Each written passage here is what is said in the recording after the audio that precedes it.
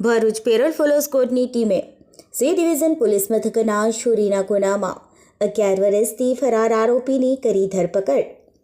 Bharuch parole follow સ્કોડની ટીમના કર્મચારીઓ જિલ્લામાં બનેલ ગુનાઓમાં નાસ્તા ફરતા લિસ્ટેડ આરોપીઓ પકડવા માટે ઘાટલોડિયા અમદાવાદ ખાતે તપાસમાં હતા.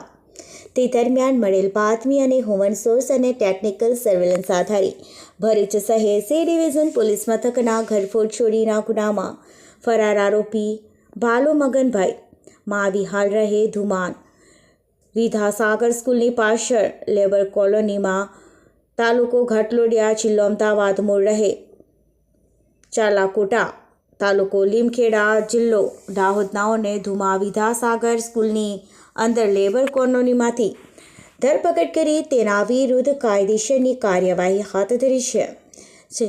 આરોપી છેલ્લા 11 વર્ષથી ફરાર હતો, જેથી આરોપી પકડવામાં પોલીસને સફળતા મળી છે.